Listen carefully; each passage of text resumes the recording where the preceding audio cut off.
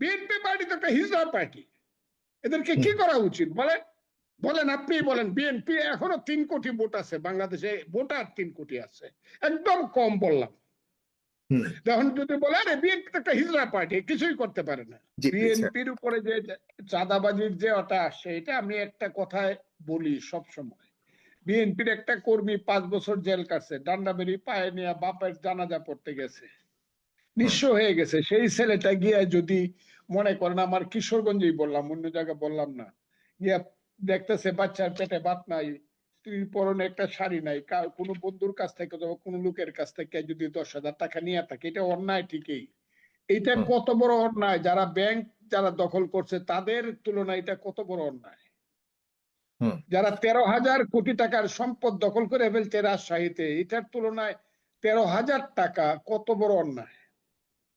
আপনারা খালি বিএনপি কে দেখতেছেন, বিএনপি তো একটা বাস্ট দল, এটা একটা প্ল্যাটফর্ম, কোটি কোটি ছেলে আছে, 10টা ছেলে 15টা ছেলে ডিস্টার্ব করতে পারে, আমরা তো চেষ্টাও করতেছি, তাদেরকে বাধও দিতেছি, তাদের বিরুদ্ধে ব্যবস্থাও নিতেছি। এত যদি বিএনপি দোষী হয়, সেই বিএনপি তো ইলেকশনটা চাচ্ছে, তাইলে যারা সৎ মানুষ আছে তারা আসবে, যারা আইনে আল্লাহর আইন চায়, সৎ মানুষের শাসন চায়, তারা তো তাদেরকে মানুষ গ্রহণ করবে, বিএনপি কে বাদ দিবে। তাহলে ইলেকশনটা দেন না কেন? আর ওই যে ট্রাকের ব্যাপারে মামলা, 25শে জানুয়ারি 2025 সন আমার সঙ্গে আইনমন্ত্রী জনাব আসিফ নজরুলের দেখা হয়েছিল এক জায়গায়, কোন একটা অনুষ্ঠানে। আমি তাকে বলছিলাম, আপনাদের প্রধান অপরাধ হলো আপনারা মিথ্যা মামলা করতেছে যারা, তাদেরকে আপনারা বাধাও দেন না, আর মিথ্যা মামলা করলে আপনারা তার প্রতিকারও করেন না। মিথ্যা মামলাটা হলো এখন বাংলাদেশের সবচেয়ে বড় ইনকাম সোর্স, সেটা বিএনপি করে না। বিএনপির মামলাও এখন কেউ নেয় না কোনো থানায়। এখন মামলাগুলো করে মূলত কেন্দ্রের থেকে কিছু টিকিট দিয়ে দেয়, তাদের নাম হলো সমন্বয়ক, জেলা এবং থানায়। এবং এই সমন্বয়কদের ভয়ে ওসি এসপি ডিসিরা অস্থির থাকে, এরা 173 জনের নামে মামলা করে, 50 জন দেয় বড় লোক যারা কোনোদিন রাজনীতি করে না। মামলাটা দিয়ে বলে 5 লক্ষ টাকা দিলে পরে এফআইআর থেকে নামটা কাটিয়ে দেবো। It's a very big business now. এইটা হলো ক্রিমিনালদের সবচেয়ে বড় বিজনেস বাংলাদেশে এখন, এই মিথ্যা মামলা। এটা বিএনপি করে না, এটা এই সরকারের প্রশ্রয় আছে, এবং সরকারের প্রশ্রয় বেশিরভাগ মামলা করে এখন ওই যে সমন্বয়ক বা ওই যে ছাত্র আন্দোলনের ছেলেরা করে। আপনি খোঁজ নিয়ে দেখেন, আমি তো আমার জোনের কথা আমি বলতে পারবো, টোটাল জোনে আমি বলতে পারবো বেশিরভাগ মামলা করছে এখন যারা করতেছে বিএনপির একটা লোক মামলা করে না, মামলা করে এখন ওই সমন্বয়করা অথবা ছাত্ররা, সেটা ছাত্র দল না, এরা মামলা করে। মামলা যে এখন শুরু হয়েছে, এই মামলায় তো বিচার হবে না ভাই, কারণ মামলা মিথ্যা মামলা যখন আপনি সাজাইলেন তখনই আপনি ধরে নিলেন এটা আপনি নিজের ইন্টারেস্টে করছেন, এটা অপরাধীকে শাস্তি দেওয়ার জন্য আপনি করেন নাই।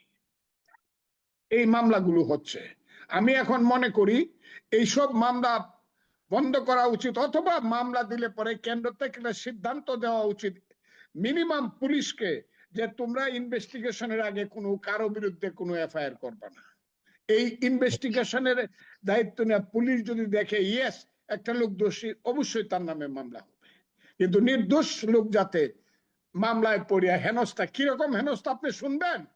আমি আপনাকে বলি, একটা মামলা যে লোকটার নামে এফআইআর আছে কিন্তু তার বিরুদ্ধে কোনো অভিযোগ নাই, শুধু এফআইআর নামটা আছে 203 নম্বর নাম, মনে করেন একজন লোক, সেই লোকটা হাইকোর্ট পর্যন্ত আসলো, লোয়ার কোর্টে বেল নাই, জজ কোর্টে বেল নাই, হাইকোর্টে আসলো, হাইকোর্ট দয়া করে বেল দিল, বেল দেওয়ার সঙ্গে সঙ্গেই সরকার চেম্বার জজে যাবে। আমি কথাটা কয়ে দেই শুনেন, এটা বাংলাদেশে কেউ বলবো না, আমি আমার আইনের ব্যবসায় রিস্ক নিয়ে কথাটা বলছি। চেম্বার জজে গেলে পরে 5ই আগস্ট কেন্দ্রিক যে কোনো মামলা 4-5 বছরের মধ্যে গেলে পরে স্টে, হাইকোর্টের মামলাটা স্টে করে দিবে, স্টে করে 6 মাসে 3 মাস থেকে 4 মাসের মধ্যে শুনানি হবে, শুনানি করিয়া আবার ফুল বেঞ্চ এটা হাইকোর্টে পাঠাবে। আমি কিন্তু কথাটা খুব সুস্পষ্ট বলছি, চিফ জাস্টিসের নেতৃত্বে ফুল বেঞ্চ বেল দিবে না, না দিয়ে আবার হাইকোর্টকে বলবে তুমি যে রুল দিছো সেই রুলে অনুযায়ী তুমি আবার শুনো, শূন্য যদি বেল দাও অথবা বেল ক্যান্সেল করো। সেই হাইকোর্ট আবার রুল শুনবে, শুইনা বেল দিবে, দেওয়ার পরে আবার সরকার আসবে, চেম্বার যদি এটা আজকে আমি করে আসছি, চেম্বার যদি আসতে আবার স্টে হবে, এটা আবার ফুল বেঞ্চে যাবে। এই যে অবস্থাটা, এই অবস্থাটা হলো একটা লোকের নাম যদি মিথ্যা ভাবে আমি আপনাকে বলি, বিএনপির নেতারা যারা এইসব কেস করে, একজন নেতা কেস করতেছে বা কয়েকজন এই কেস করতেছে, নেতারা, আইনজীবী নেতারা কেন করে? যখন দেখে এই যে এফআইআর এর নাম আছে, কথাটা খুব শুনেন, আপনার কাজে লাগবে, 100-200 লোকের নাম আছে, এর মধ্যে 50 জন আওয়ামী লীগ, আর আওয়ামী লীগের নাম নাই, সব হলো ব্যবসায়ী, সাধারণ মানুষ। ওই ব্যবসায়ীর পক্ষে যখন গেল বিএনপির কোন নেতা, গিয়া বলল যে মাই লর্ড, উনি তো আওয়ামী লীগ করে না, তারপরেও এফআইআর এর নাম থাকলে সে বেল পাবে না।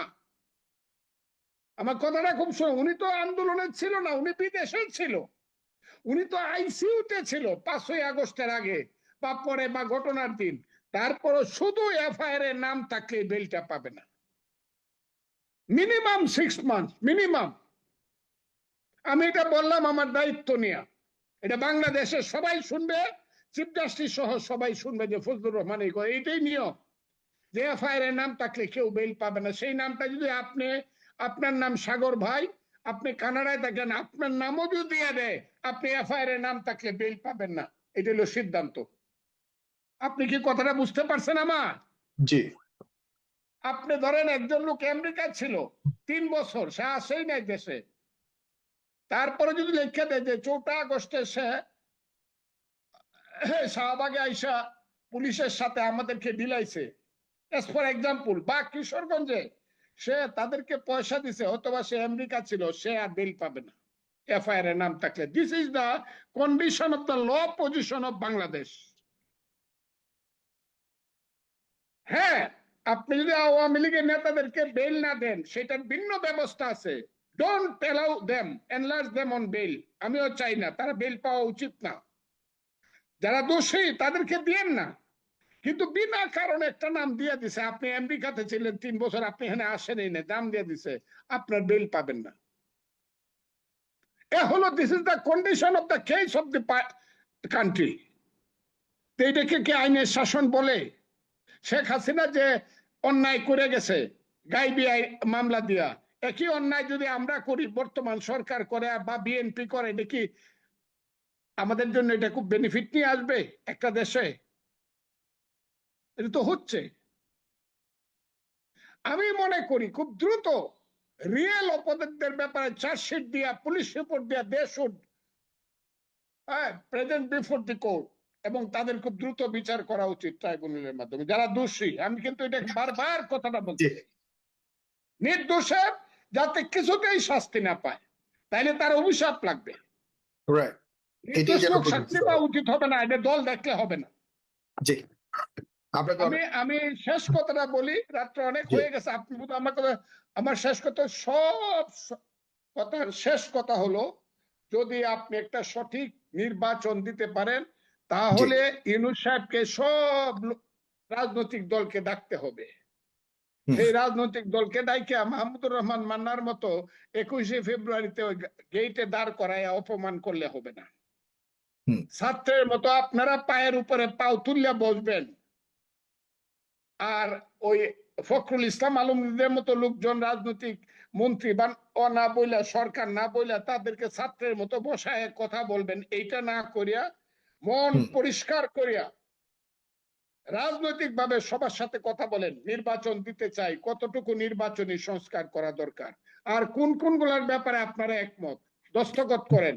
যেগুলা দ্বিমত, এইবার নির্বাচন করে আইসা আপনারা করবেন, এইটা দস্তখত করেন যারা মেজরিটি হবেন, কইয়া ইলেকশন একটা দিয়া দেওয়া দরকার।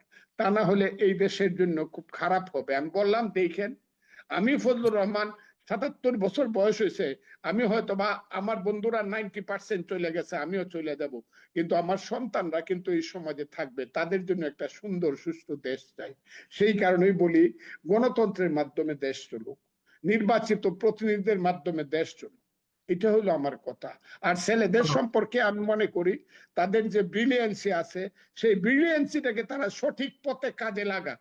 শুধু আমাদেরকে অপমান করা, আমাদের সঙ্গে বেয়াদবি করা না। ওই ট্রাক সরাইতে পারেন বিএনপি, এই কথা বলা না। বিএনপির মতো একটা দল এখন ইলেকশন হইলে পরে 2/3 মেজরিটি পাবে, সেই দল থেকে একটা ছেলে টেক্সাসে বসে বলতে পারতেছে এই দলটা একটা ট্রাক সরাইতে পারে না, এবং বাজে মন্তব্য। একটা ছেলে ওই দিনে বলছে বিএনপি পার্টি তো একটা হিজড়া পার্টি, এদেরকে কি করা উচিত বলেন? বলেন, আপনি বলেন। বিএনপি এখনো 3 কোটি ভোট আছে বাংলাদেশে, ভোটার 3 কোটি আছে, একদম কম বললাম। এখন যদি বলে আরে বিএনপি তো একটা হিজড়া পার্টি, কিছুই করতে পারে না, তা এটা শুনলে পরে আমি যেখানে এই দলটার আমি অ্যাডভাইজার, আমি কি করবো? আমি উত্তর না দিলে পরে আমাকে কি বলবে মানুষে? না, সেটাই আপনার দায়িত্ব আছে ডেফিনেটলি। কিন্তু আমার আজকে মেজাজটা খারাপ হয়েছে, আমার মেজাজটা খারাপ হয়েছে এই কারণে যে মানুষের অভিযোগ বলুন, বিএনপির প্রতি মানুষের আক্ষেপ বলুন, অভিযোগ বলুন, অথবা তাদের কিংবা অনুযোগ বলুন, এগুলি তো আছে দীর্ঘদিন। আপনারা যেগুলি করার কথা সেগুলি করতে না পারার ব্যর্থতার ব্যাপারে জনগণের অনেক অনেক উদ্বেগ থাকতেই পারে, সেগুলি প্রকাশ করলে অবশ্যই আপনারা আপনাদের ভাই ভাই আপনাকে বলি এই কথাটা শেষ। হুম। 28 অক্টোবর গাজা উপত্যকা বানায় দিল নয়াপল্টন, 2023 সন। কথাটা বুঝেন? 29, 30, 31 তারিখ আপনাকে আমি ফোন করছি, আপনি সাক্ষী, বললাম বাংলাদেশ সাক্ষী থাকুক, সাগর ভাই আমি একটা টকশো করতে চাই, আপনি বললেন আজকেই করবেন। আমি সত্য বলছি না মিথ্যা বলছি আপনি বলেন। সঠিক সঠিক। এবং আমি সেই 31 অক্টোবর আপনার সাথে একক 1.5 ঘন্টা কথা বলছি, সরকারের হাসিনা সরকারের 14টা বাজায় দিছি আমি কথা বলিয়া যে আমার মৃত্যু হবে। এরপরে ছেলেরা বলে আমরা কিছুই করি নাই, একদম আমরা খালি বসে ছিলাম, আমরা কিছুই করি নাই, আপনি তো সাক্ষী আমরা কিছু করি নাই নাকি? না, কিন্তু ডেফিনেটলি আপনি আপনি ব্যক্তিগতভাবে কোনোদিন ছাড় দিয়ে কথা বলেছেন আমার একদিনও মনে পড়ে না।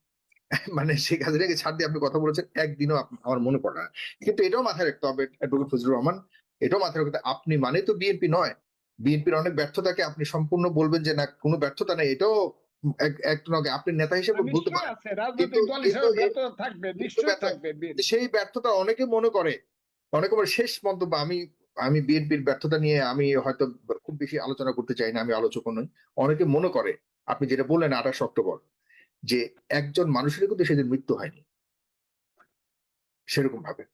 কিন্তু অপরদিকে জুলাই আগস্টে 28 অক্টোবর থেকেও কম মানুষ এত বড় একটা বিশাল বিষয়কে সাধন করতে পেরেছে। কারণ হলো, আপনি একটা ভিডিও দেখে মনে আছে কিনা আপনি জানি না, যে একটা গুলি করি একটাই মরে স্যার, এই কারণেই সফলতা পেয়েছে। আর একটা গুলি, একটা সাউন্ড গ্রেনেডের আওয়াজে পুরো 28 অক্টোবর খালি হয়ে গেছিল ময়দান। There is a difference between July, August and 28 October. কোনো অভাব নাই। জি, ডেফিনেটলি বিএনপিকে এর আগে সরাসরি মির্চার মধ্যে পুলিশ গুলি করে হত্যা করেছে, কোনো এক জেলা বাদ নাই। আমরা এগুলো নিয়ে প্রতিনিয়ত, তো আমার থেকে বড় সাক্ষী তার কেউ হতে পারে না। আমি তো প্রত্যেকটি ঘটনাকে তুলে এনেছি প্রত্যেক দিন এই ফেসবুক পিপলের মাধ্যমে মানুষকে জানিয়েছি। বিএনপির মুন্সিগঞ্জে সরাসরি গুলি করে মেরেছে, আপনার ভোলাতে সরাসরি গুলি করে মেরেছে, কোথায় মারে নাই, বহু ঘটনা নিয়ে আমরা কথা বলছি। তো সুতরাং এগুলি তো আমরা ভুলে যাইনি ডেফিনেটলি।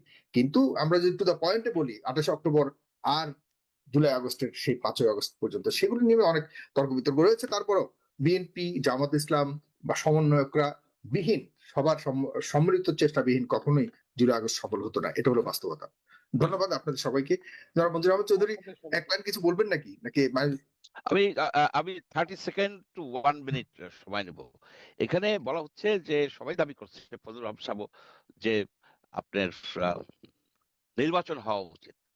আমার প্রশ্ন হচ্ছে যে নির্বাচন কি ডক্টর ইউনূসের তত্ত্বাবধানে এরা যাবেন কিনা? এক কারণ কি, ডক্টর ইউনূস তার নিরপেক্ষতা সম্পূর্ণভাবে হারিয়ে ফেলেছেন। কারণ যে দলটা হয়েছে ছাত্রদের বা তরুণদের যে দলটা, এই দলটা তো কিংস পার্টিও বলা যাবে না, এটা হাইব্রিড। কারণ দলের একটা অংশ মন্ত্রিসভায় আছে এবং একটা অংশ আপনার দলে আসছে, এবং 2-1 জন অ্যাডভাইজার এখানে এই দলের প্রশংসা করতেছে, অর্থাৎ তারা বায়াস। এখন এই বায়াসটা একটা সরকারের আন্ডারে নির্বাচন কতটা নিরপেক্ষ হবে? তাছাড়া যে আইন শৃঙ্খলার যে অবস্থা, আপনার এরা আপনার জাতীয় নির্বাচন কেন, স্থানীয় নির্বাচন কেন, সারা বাংলাদেশে এই মুহূর্তে যদি স্কুল কমিটি নির্বাচন করতে দেওয়া হয়, ডক্টর সেই নির্বাচন উঠে আনতে পারবে না। তা আমি মনে করি কি, ডক্টর ইউনূস এবং তার এই মন্ত্রিসভা বা উপদেষ্টা প্যানেল এর সরে যেয়ে আরেকটা শক্ত সমর্থ একটা দরকার, Alright, আপনার একটা একটা রিসাফল করা সরকার উচিত। দরকার। এবং না, রিসাপল না, সম্পূর্ণ এদের সরে যাওয়া উচিত, কারণ তারা সম্পূর্ণ ব্যর্থতার পরিচয় দিচ্ছে। তারা